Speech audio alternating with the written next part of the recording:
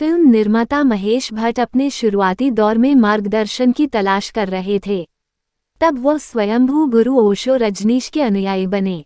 अभिनेता विनोद खन्ना के साथ गुरु ओशो के आश्रम गए, लेकिन कुछ समय बाद उन्हें एहसास हुआ कि ये सब सही नहीं है और वह वहां से चले आए। महेश भट्ट ने अरबाज खान के शो द इनविंसिबल सीरीज में अपने जीवन के इस अध्याय पर बात करते हुए बताया कि एक समय ऐसा था जब ओशो रजनीश उन्हें नष्ट करना चाहते थे।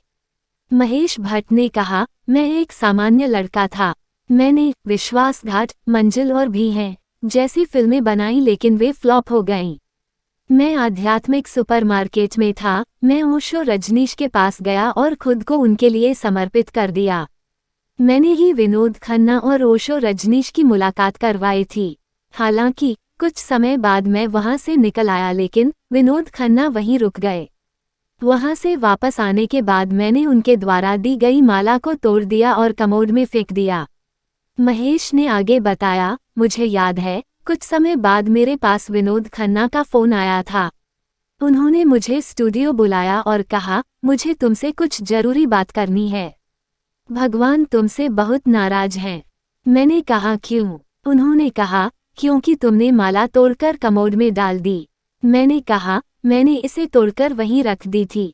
मुझे ऐसा लग रहा था कि मेरे गले में किसी ने कुत्ते की तरह कौला बांध दिया हो। उन्होंने कहा, नहीं नहीं, भगवान कह रहे हैं कि तुम व्यक्तिगत रूप से आकर उन्हें वो माला वापस दो, नहीं तो वो तुम्हें नष्ट कर देंगे।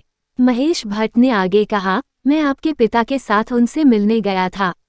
तब वे भगवान श्री रजनीश से ओशो बन गए थे। मैंने उनसे पूछा कि क्या आपके पास मुझे देने के लिए शब्दों से परे कुछ है? इतना ही नहीं, मैंने ये भी कहा कि मैं व्यापार में हूँ क्योंकि लोग अकेले हैं और आप व्यापार में हैं क्योंकि लोग दुखी हैं। लेकिन अगर आपके पास प्रकाश है तो क्या आप मुझे दे सकते हैं? अगर नहीं तो मैं आपके पास क्यों आऊं? उनके साथ मेरा 15 मिनट का अपॉइंटमेंट था, लेकिन हमारी बात 1.5 घंटे तक चली। वो मुझे फिर से लुभाने की कोशिश कर रहे थे, लेकिन मैं उनके झांसे में नहीं पड़ा।